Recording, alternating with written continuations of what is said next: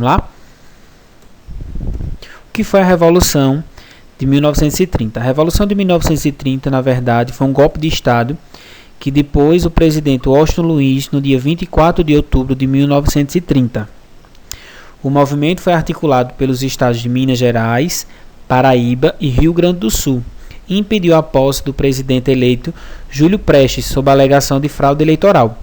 Também contribuíram a favor do movimento o desgosto popular em função da crise econômica de 1929 e o assassinato do político paraibano João Pessoa. Esse aqui é um resumo bem rápido do que foi sobre a Revolução de 1930. Eu vou trazer os próximos slides bem mais detalhado. Eu já peço desculpa porque eu coloquei muita coisa nos slides, mas eu também vou enviar para vocês como uma forma também de estudo do resumo, ok? Qual foi esse contexto histórico que ocorreu a Revolução de 1930, né? Lembrando que nosso último assunto foi a Primeira República, a República Velha, né? Então, até 1930, a política no Brasil era conduzida pelas oligarquias de Minas e de São Paulo, por meio de eleições fraudulentas que mantinham o país sobre um regime econômico agroexportador. Quando a gente fala de Minas Gerais e São Paulo, estão lembrados da política do café com leite, que a gente viu bastante, né? Onde esse poder era alternado sobre esses dois estados. Um mandato era de Minas, o outro era de São Paulo, né? As elites paulistas e mineiras alternavam a presidência da República, alegando candidatos que defendiam seus interesses.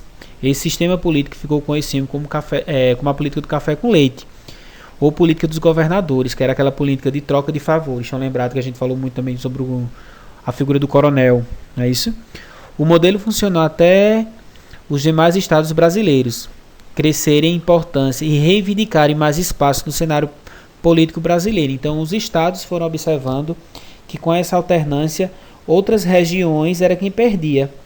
Porque se você tinha dois grupos que manipulavam o poder do executivo aí, nacional, então outras regiões ficavam de fora, não é isso? Então, outros estados vão começar a observar isso e reivindicar esse poder, né? Igualmente havia o descontentamento de oficiais de baixa patente do exército, os quais desejavam derrubar as oligarquias e instaurar uma nova ordem no Brasil. O que a gente observou bem é que no assunto passado é que os militares foi que iniciou a república. Então como eles ficaram de fora, eles ficaram na verdade descontentes que queriam retornar esse poder às suas mãos, né? Devemos lembrar que os tenentes já haviam mostrado seu desagrado com a situação política brasileira através de episódios como a Revolta do Forte Copacabana ou Revolta Paulista de 1924. É interessante essa charge aí, né, que diz assim: Getúlio Vargas, com licença, seu Julinho, né?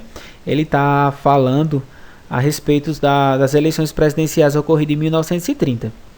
No início de 1929, Washington Luiz nomeou o presidente de São Paulo, que seria Luiz Prestes, né, como seu sucessor. Esta medida foi apoiada por presidente de 17 províncias, no caso 17 estados, né? A indicação de Júlio Prestes rompia com a alternância de poderes entre Minas e São Paulo. Por isso, Minas Gerais, Rio Grande do Sul e Paraíba não deram suporte a Prestes. Então, por quê? Porque o próximo presidente deveria ser de São Paulo. Deveria ser de Minas, no caso, perdão. O que não ocorreu. O presidente Washington Luiz, ele queria nomear outro paulistano. Estas províncias se aliaram com os políticos de oposição e criaram a Aliança Liberal. Desta maneira, os candidatos dessa agrupação foram o presidente do Rio Grande do Sul, Getúlio Vargas, e o vice-presidente da Paraíba, João Pessoa. É interessante a gente observar também aí se a gente conhece João Pessoa como a capital do estado. Não é isso? Tudo parecia indicar a vitória de Júlio Prestes, e assim aconteceu. Nas eleições realizadas em março de 1930, Júlio Prestes foi eleito com grande maioria de voto, né, contra Getúlio. Se vocês observaram bem, aí foi o quê? 300 mil votos, mais ou menos. Não é isso a diferença. Como vai ficar esse cenário brasileiro? Aí vai aparecer o assassinato de João Pessoa. Então, lembrado que João Pessoa era o vice de Getúlio, né, contra aquela oligarquia, e que foram derrotados nas eleições, né. Eu trago aí um jornal anunciando, né, que ele diz mais ou menos assim: foi assassinado o presidente João Pessoa, da Paraíba. Observa como era escrito no nome da Paraíba aí, né? Essa era a foto dele, e diz assim: pouco tempo depois, em julho de 1930, João Pessoa foi assassinado pelo advogado João Dantas, em Recife.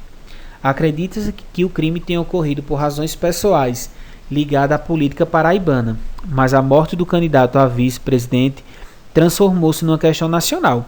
Então, boa parte, algumas organizações vão se aproveitar do assassinato de João Pessoa para criar uma instabilidade política no país. A indignação toma conta do país. Mesmo sem apoio, o presidente Washington Luiz não pretendia renunciar do poder, né? Assim, em 3 de outubro, os militares liderados por Getúlio Vargas, no sul, e Juarez Távora, né, de 1898 a 1975 do norte, convergeram para o Rio. Ao chegarem na capital, formam-se a junta governativa pelos 3 ministros militares, Tasso Fragoso, Mena Barreto e Isaías de Noronha. Diante dos militares, Washington Luiz declara que só sairia do cargo preso ou morto. Imediatamente, a junta governativa o prende e o leva para o Forte de Copacabana, onde permaneceria até novembro, e dali partiria para o exílio na Europa. Quer dizer, ele foi expulso do país. Com isso, Getúlio Vargas, que foi quem saiu perdendo, né, nas últimas eleições, torna-se chefe do governo provisório, com amplos poderes, revogando a Constituição de 1891 e governando por decretos. Da mesma forma, nomeou seus aliados para interventores governadores. Os interventores, na verdade, ficaram no lugar desses governadores das províncias brasileiras, dos estados que a gente conhece hoje, né? Então, Getúlio vai dominar, construir esse Brasil bastante forte, e que esse governador, esses estados, tinham grande influência e que eram aliados dele, no caso. Então, ficava bem mais fácil os decretos de Getúlio serem colocados em. Como foi esse governo provisório de Vargas, né? Os aliados de Getúlio Vargas esperavam que o novo presidente convocasse, na verdade, novas eleições gerais para formar uma Assembleia Constituinte, mas o assunto era sempre adiado. Então, Getúlio ele chega no poder trazendo essa ideia de convocar as novas eleições. Com o passar do tempo, isso não foi feito. Cansados de esperar, várias vozes começaram a criticar o governo provisório, como o Partido Comunista, a Aliança Nacional Libertadora, os paulistas, aí vai entrar estudantes, né, movimento estudantil, professores, advogados, etc. Em São Paulo, cresce o movimento pedindo eleições presidenciais e uma nova Constituição. Diante da negativa do governo central e do aumento da repressão policial, o Estado de São Paulo declara guerra ao governo no episódio que será conhecido como a Revolução de 1932. Aí traz indagação que os historiadores comentam muito em debate. Na verdade, foi uma revolução de 1930 ou foi um golpe, na verdade, de Getúlio Vargas aliado com os militares para tomar o poder, né? A Revolução de 1930 foi chamada desta maneira pelos seus membros. No entanto, trata-se de um golpe de Estado e não a revolução. Quer dizer, o mandato de Washington Luiz, na verdade, foi cassado, ele foi tomado do poder. E que é relevante a gente trazer é que Vargas não vai fazer novas eleições. A gente vai falar sobre a era Vargas na próxima aula, tá certo? Então, a nova revolução possui um amplo apoio popular, propõe e causa drásticas mudanças quando instalado no poder. Já o golpe de Estado é retirado do poder por meio da violência de um político constitucionalmente eleito ou consagrado para aquele cargo. É interessante que na nossa história do país, vários golpes já foram dados, né? Então, nossa democracia ela é muito fragilizada, né? O golpe se dá pelo pequeno grupo que está insatisfeito com algo feito sobre aquele governo democrático. Então, vários golpes o nosso país já levou, né?